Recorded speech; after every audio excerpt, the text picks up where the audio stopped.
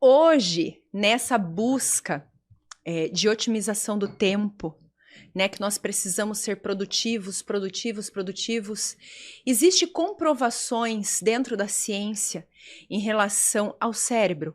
Porque, por exemplo, eu vejo você, uma pessoa que tipo, tem seu podcast, tem lá seus estudos, tem a tua empresa de produtos ali naturais, escreveu 8 livros aí num ano, no último eu não sei quantos foi, então eu vejo assim... 24 ao todo. Olha aí, como que você consegue fazer tudo isso? E o que, por exemplo, eu posso fazer para ajudar o meu cérebro a ser produtivo e eficaz sem utilizar medicações pesadas, que a gente sabe que é um efeito aí contrário no decorrer do tempo, né?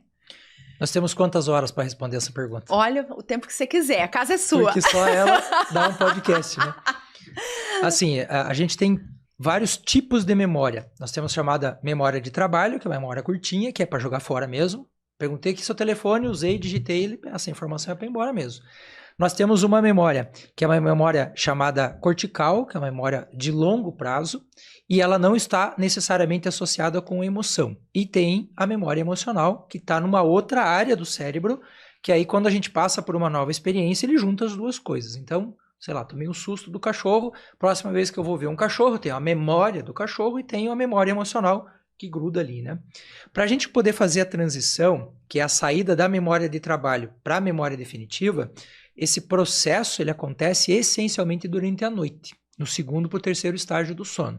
Então, se uma pessoa tomar café, por exemplo, depois das 3, 4 horas da tarde, a meia-vida da cafeína é de 12 horas.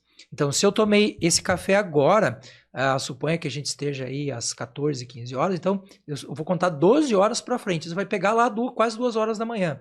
Se nesse momento essa cafeína estiver circulante ainda, mesmo que eu adormeça, eu não entro no estágio profundo e eu não consigo simplesmente aprender.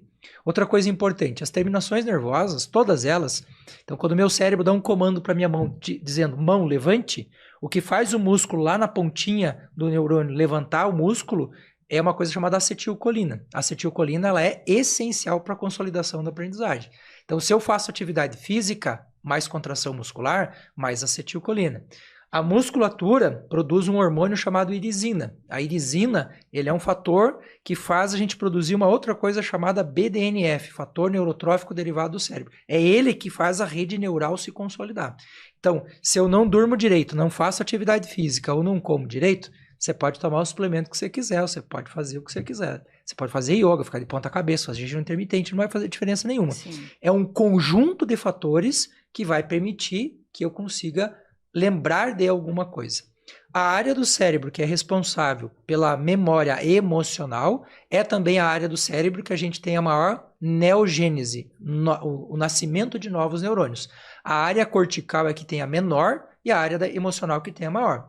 Por que é importante saber disso? Porque se eu tiver um evento como um acidente, que eu perdi meu dedo, eu lembro do acidente, esse lembrar do acidente nunca vai sair, por isso não existe fazer a pessoa esquecer o trauma. Não existe, ele vai estar ali para sempre. Agora, a memória que eu tenho emocional associada àquilo, ela é transitória, ela pode ser transitória. Mas o que as pessoas costumam fazer? Elas ficam falando do negócio o tempo todo. O tempo todo. Eu tive um caso de uma mãe que levou um filho lá no consultório e disse assim, meu filho tem um trauma por causa da morte do irmão. Pois é, uma coisa traumática de fato. Com certeza. Só que quando eu perguntei a ela quantos anos tinha esse menino quando o outro morreu, ela falou, não, o outro morreu antes dele nascer. Como é que você pode ter um trauma de uma coisa que você não presenciou? A resposta é muito simples. Repetição, repetição, repetição, repetição, trauma, ponto. Então, essa parte do trauma, ela é uma parte que a gente pode trabalhar muito a questão emocional.